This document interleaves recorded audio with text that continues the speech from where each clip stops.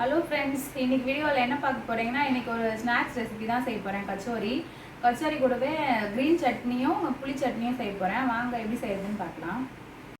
கச்சோரி செய்யறதுக்கு ஃபஸ்ட்டு மாவு பிசைஞ்சு வச்சுக்கலாம். நான் ஒரு 2 கப்பு மைதா மாவு எடுத்துக்கிறேன். அதுக்கு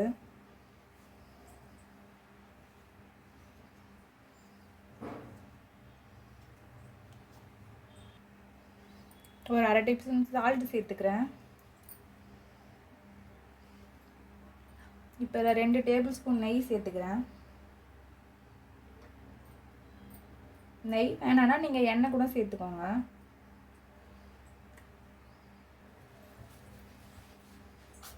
மாவு நல்லா பிசைஞ்சிக்கிறேன். முதல்ல நெய் உப்பெல்லாம் கலர்ற மாதிரி.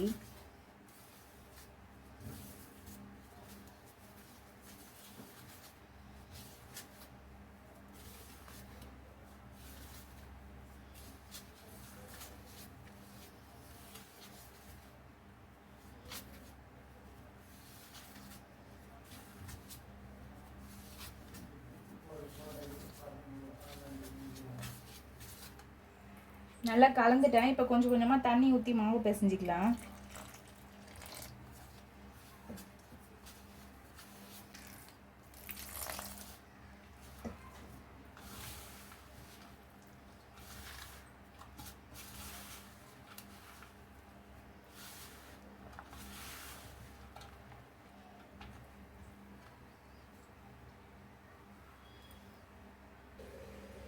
மாவு பிசைஞ்சிட்டேன். ஒரு 10 நிமிஷத்துக்கு இதை நல்லா இந்த மாதிரி பிசைஞ்சிக்கலாம்.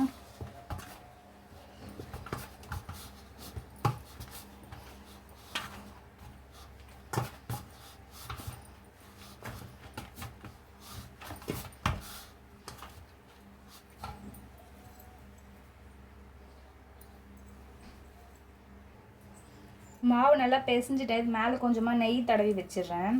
இது ஒரு 20 நிமிஷம் வரைக்கும் ஊறட்டும் நல்லா.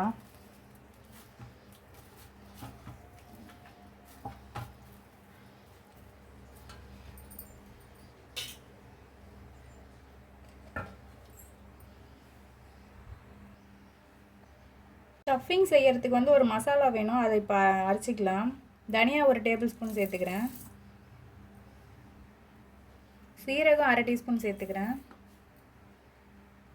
சோம்பு அரை டீஸ்பூன் சேர்த்துக்கிறேன். சேர்த்துட்டு இதை நல்லா இடித்து எடுத்துக்கலாம்.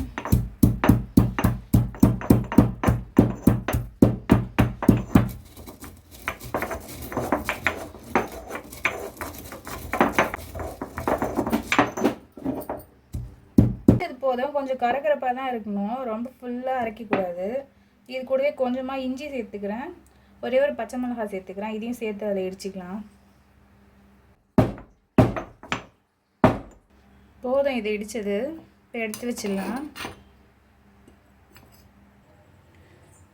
ஒரு பாத்திரம் வச்சுருக்கேன் அடுப்பில். இப்போ எண்ணெய் ஊற்றிக்கிறேன்.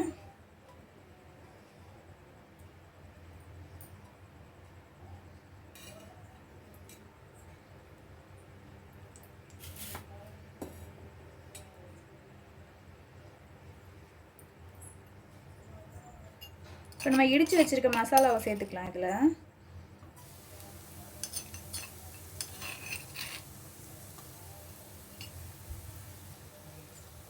லைட்டாக கலவிக்கலாம்.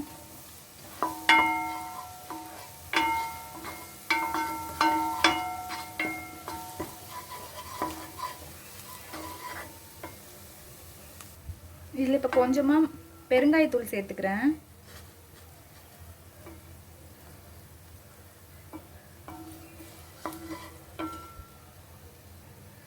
கொஞ்சமாக மஞ்சத்தூள் சேர்த்துக்கிறேன். 1/4 ஸ்பூன் கிட்ட.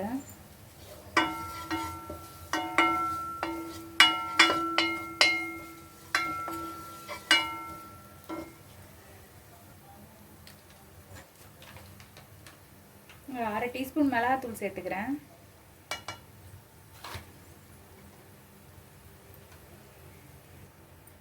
ஒரு அரை டீஸ்பூன் தனியாத்தூள் சேர்த்துக்கிறேன்.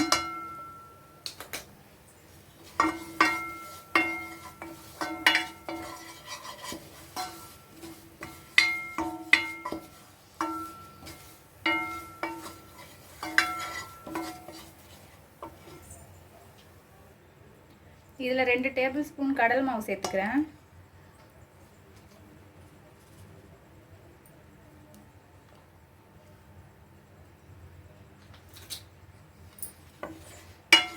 கடலை மாவு சேர்த்து நல்லா கலந்துக்கலாம். இதை சிம்லேயே வச்சு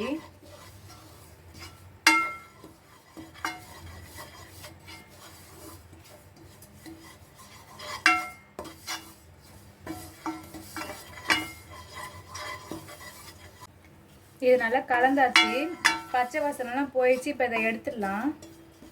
எடுத்து இது வேறு பாத்திரத்துக்கு மாற்றிக்கலாம். எண்ணெய் ஊற்றிக்கலாம். இப்போ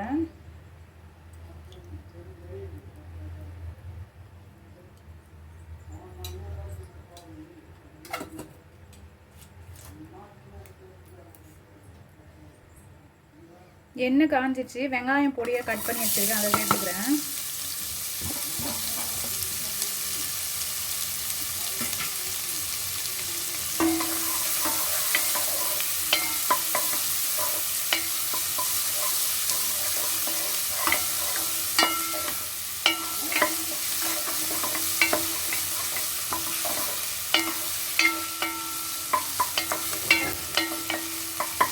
நல்லா வதங்கட்டும்.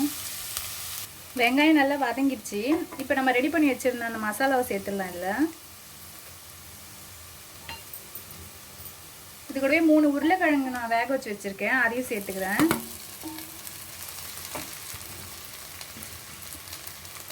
இப்போ இதுக்கு தேவையான உப்பு சேர்த்துடுறேன். சரி, நல்லா கலந்து விட்டுடலாம். இதை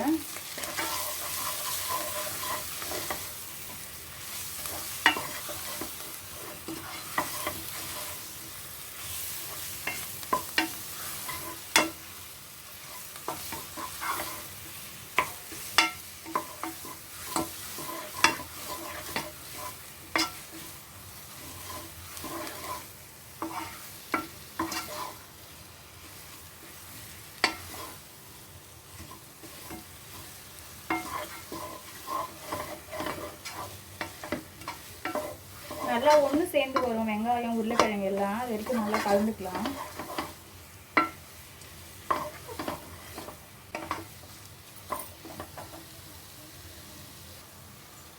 இது வந்து ரெடி ஆயிடுச்சு. இதில் இப்போ கொஞ்சம் கொத்தமல்லி போட்டுக்கலாம். ஒரு பாதி லெமன் புழிஞ்சிக்கிறேன். இதில்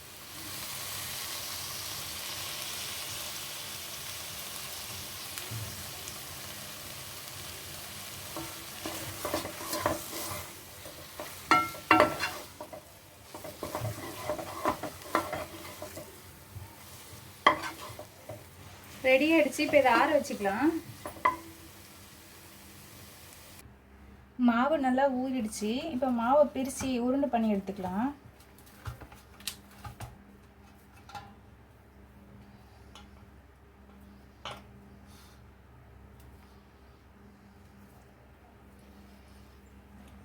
உங்களுக்கு எவ்வளோ பெருசு வேணுமோ அந்த அளவுக்கு நீங்கள் மாவு எடுத்துக்கோங்க. சின்னதாக வேணும்னா சின்ன சைஸ் எடுத்துக்கோங்க, பெருசாக வேணும்னா பெரிய சைஸில் எடுத்துக்கோங்க.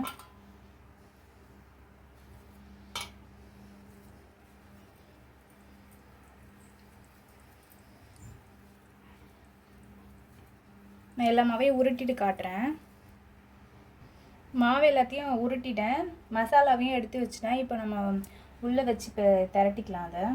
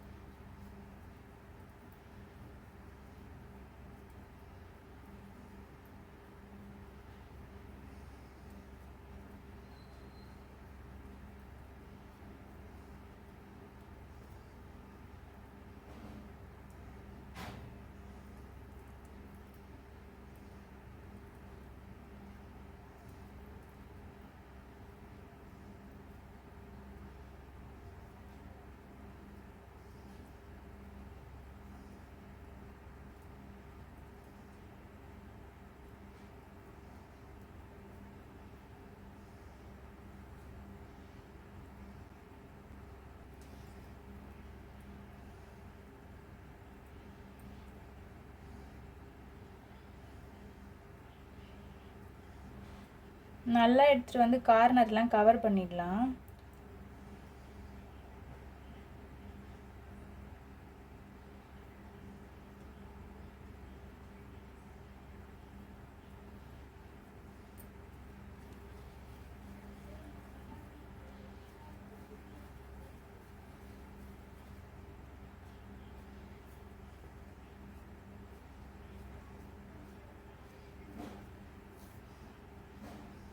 இதே மாதிரி எல்லாத்தையும் ரெடி பண்ணிக்கலாம்.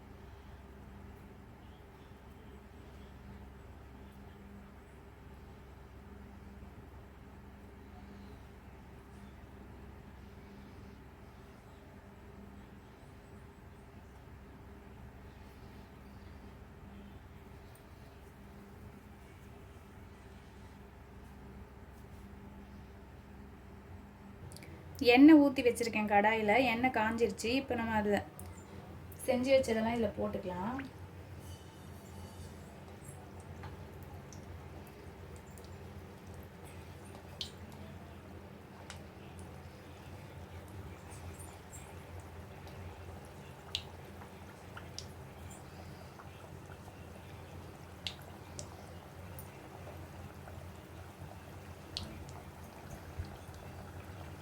ஸ்லோவில் வச்சு தான் வேக வைக்கணும், இல்லைன்னா உள்ளெல்லாம் வேகாமல் போயிடும்.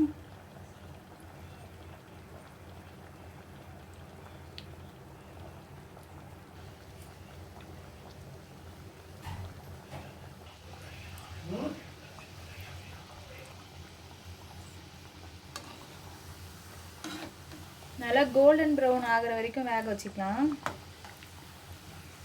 அப்படியே மீடியம்லேயே வச்சு பொறுமையாக திருப்பி போட்டு வேக வச்சுக்கோங்க.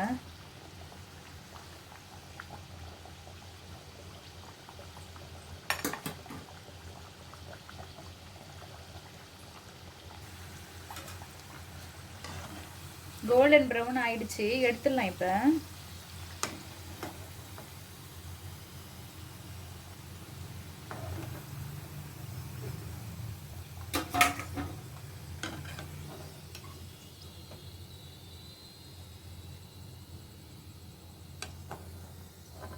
இதே மாதிரி மீதி இருக்க எல்லாத்தையும் பொரிச்சு எடுத்துக்கலாம்.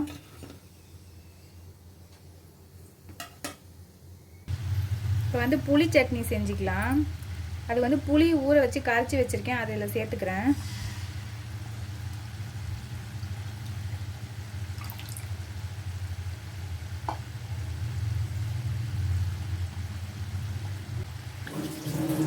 இதில் ஒரு டீஸ்பூன் மிளகாத்தூள் சேர்த்துக்கிறேன்.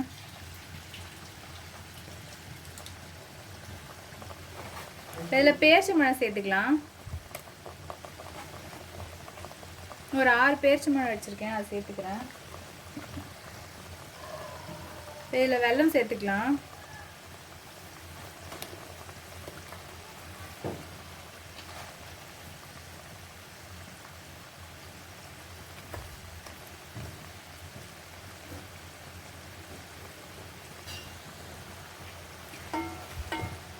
இதில் கொஞ்சம் தண்ணி சேர்த்துக்கிறேன்.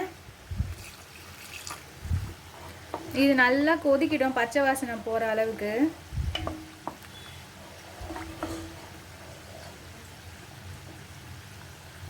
இதில் கொஞ்சம் சோம்புத்தூள் சேர்த்துக்கிறேன். இதுக்கு தேவையான அளவு உப்பு சேர்த்துக்கிறேன். இப்போது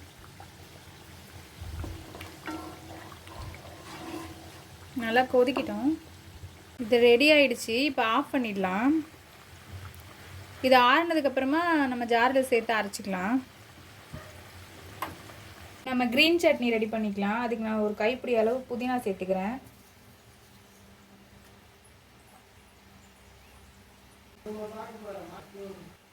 இதில் இப்போ கொத்தமல்லி சேர்த்துக்கிறேன். அதுவும் ஒரு கைப்பிடி அளவு இருக்குது.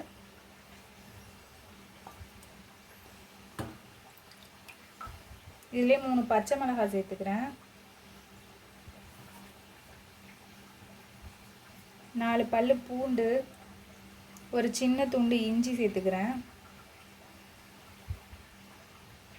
கொஞ்சமாக சீரகத்தூள் சேர்த்துக்கிறேன், ஒரு 1/4 டீஸ்பூன் அளவுக்கு. இதில் கொஞ்சம் உப்பு சேர்த்துக்கிறேன். இப்போ கொஞ்சமாக தண்ணி ஊற்றி இதை நல்லா பேஸ்ட்டாக அரைச்சிக்கலாம். இதில் தயிர் சேர்த்துக்கிறேன்.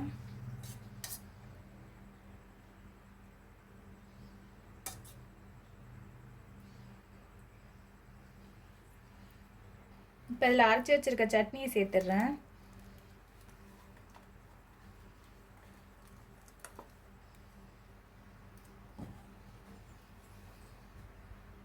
இதில் சாட் மசாலா சேர்த்துக்கிறேன்.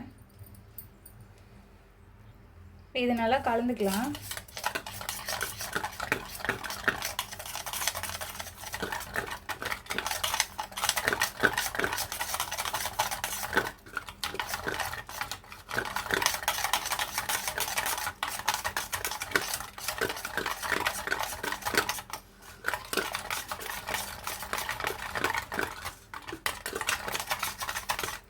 கிரீன் சட்னி ரெடி ஆயிடுச்சு. வதக்கி வச்சு இந்த புளி சட்னி ஆறிடுச்சு. அதில் ஒரு டீஸ்பூன் சாட் மசாலா சேர்த்துக்கிறேன். சேர்த்து இதை நல்லா அரைச்சிட்டு வந்துடலாம். நல்லா அரைச்சிட்டு வந்துட்டேன். புளி சட்னி ரெடி ஆயிடுச்சு.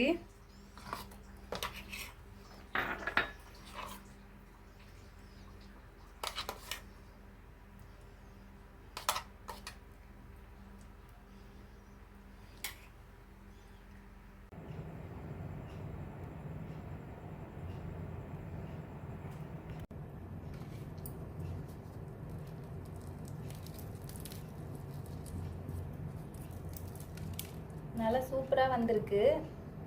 நீங்களும் ட்ரை பண்ணி பாருங்கள். வீடியோ பிடிச்சிருந்தா லைக் பண்ணுங்கள். நெக்ஸ்ட் வீடியோவில் பார்க்கலாம்.